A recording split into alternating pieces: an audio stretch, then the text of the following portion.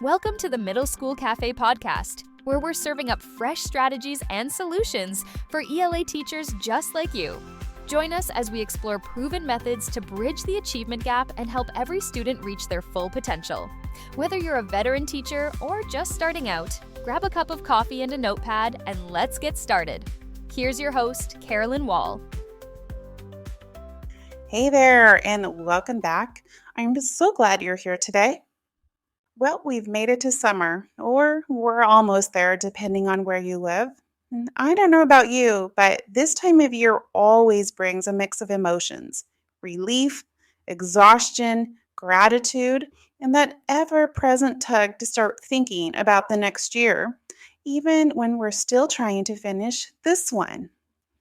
In the last few episodes, we've been talking about student reflections. So today, I'm inviting you to do a little reflection of your own, something low pressure, nothing formal, nothing too taxing, just a chance to think about what actually worked this year. I'll share a few of my own wins and possible changes for next year, and I hope you'll do the same. You can always send me a message or connect over on Instagram or in our Facebook community. I'd love to hear what worked for you in your class this year.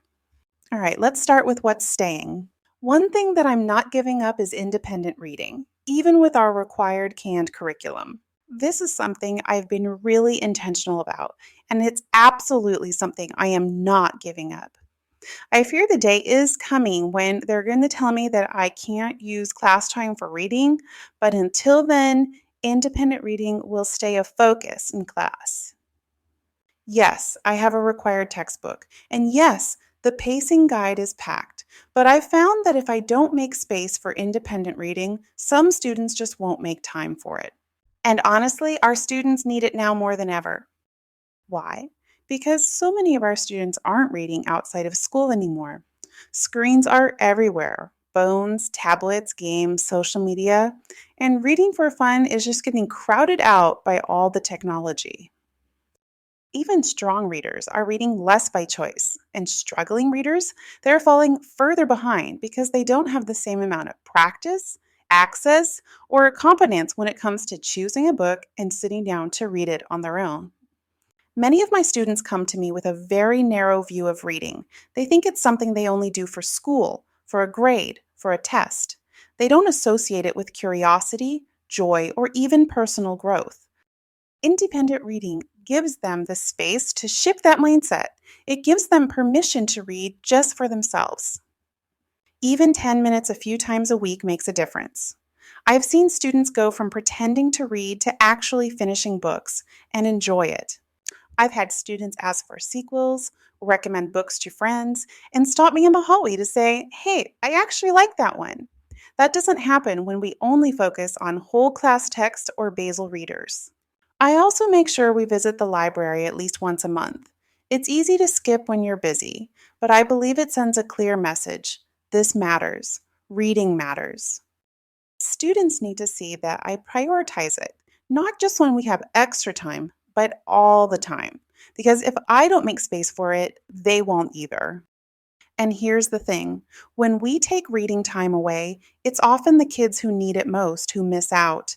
The students who aren't reading at home, who don't have bookshelves, who've never been told you are a reader, they lose out. And that's not something I'm okay with. This combination of consistent in-class reading and regular library access helps build a culture of reading. I want my students to see themselves as readers, not just students who do assignments. It's not just a classroom routine, it's part of the culture that makes up my class. This isn't a maybe, this is a must in my class, and it's something I'll keep protecting no matter how packed the required curriculum gets. Book talks are another staple in my classroom. Whether it's me sharing a book I loved, a quick first chapter read aloud, or letting students pitch a favorite to the class. These short, casual conversations do more than recommend books. They build community, they give value to student voices, and they remind everyone in the room that reading isn't just about standards. It's about stories, about building empathy, about learning about life. Book talks spark curiosity. Book talks have helped my more reluctant readers take risks with reading. They've made it okay to pick something outside of the norm, to try a graphic novel, to explore a genre they wouldn't have picked on their own. Sometimes all it takes is one peer saying, "This book was really good," for a student to give it a shot. For me, book talks aren't an extra, they're a tool, a habit, a moment of connection that reminds all of us that reading isn't just about analysis and assignments, it's about finding something that makes you want to turn the page. And when students see that excitement modeled and echoed by their peers, it's contagious. All right, this last one might not be flashy, but it's been a game changer. A few years ago, I started having each student keep a folder in the classroom. All classwork goes in that folder. And while I do make exceptions, the intent is that all classwork stays in the classroom. Not only has this reduced the number of missing assignments and eliminated the "you lost my paper" claims, it has also been a great tool to help me with organization. If a student is absent, I can just slide their work into their folder.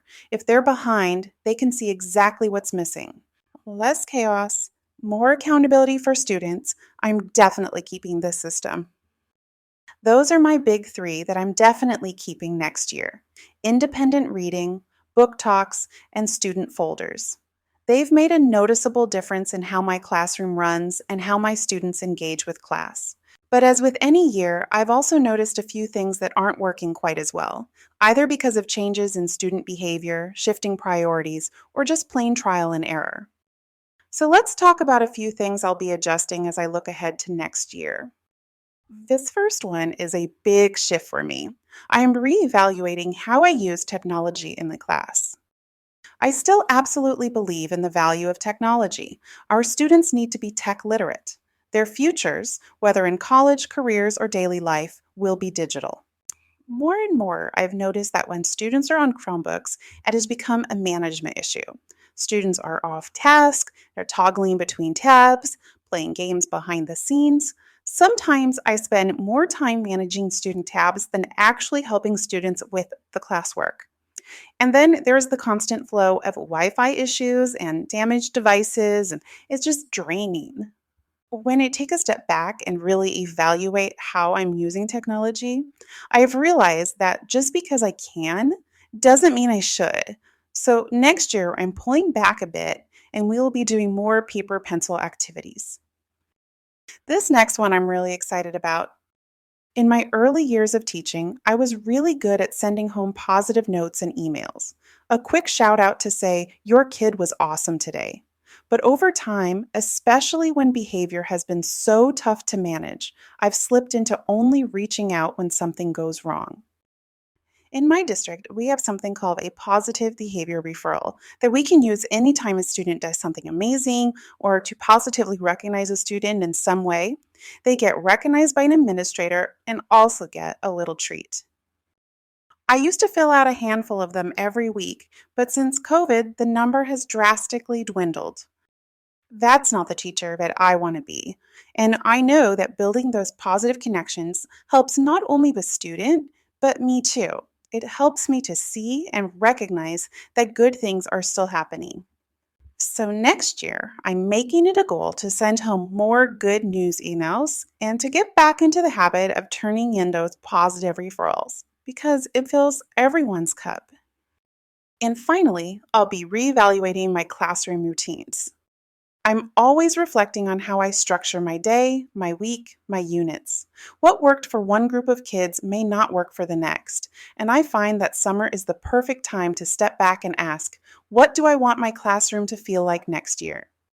I'll be playing around with some ideas this summer, maybe freshening up my warm ups, rethinking transitions, or just trying out maybe a new system for group work.